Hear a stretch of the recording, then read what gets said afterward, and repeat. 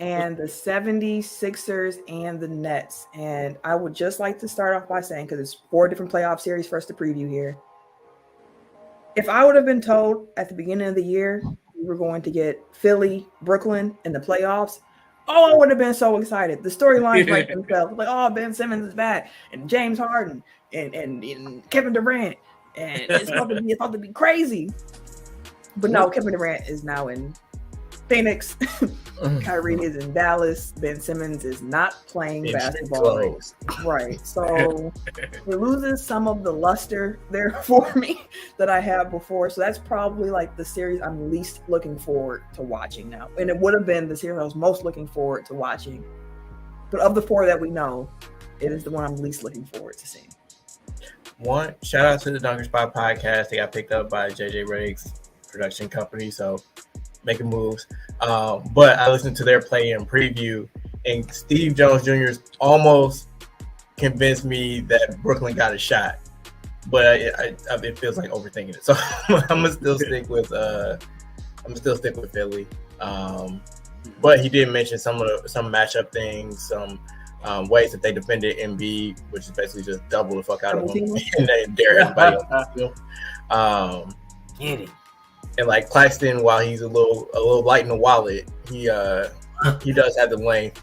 Light in the wallet. I've never heard that phrasing before. Yeah, it means he has no ass. No,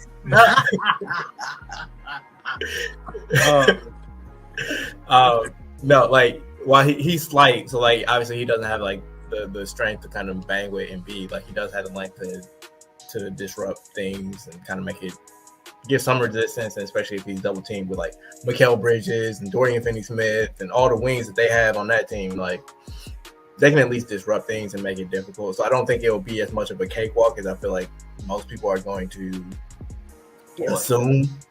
But yeah, I think it's Philly. Yeah, I think Philly wins that series too. But I do think that Brooklyn is going to, make it a little interesting, give a little razzle-dazzle on it. They got a couple flamethrowers, depending on if they show up or not. I feel like Cam Thomas to drop a 40. Bridges to drop a 40. That'll be about it. Couple fun facts. Cam Thomas has the most 40-point games for Brooklyn this season. More than KD, more than Kyrie. Also, since the trade deadline, Spencer Dinwiddie, Mikal Bridges, and Dorian Finney-Smith have played more minutes together than KD, Kyrie, and James Harden did. Total? As Nets, yeah. That's crazy. That's nuts. Dang. And that was like with 2 weeks left to go in the season. So it was by a lot by the end of it. Wow. That's wild. That is. That's unacceptable. That's just disappointing, bro.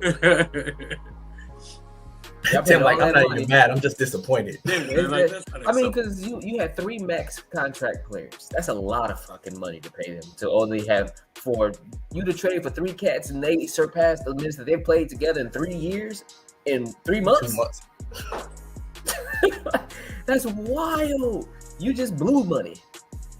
Tim, who you got in this series? You have Philly too?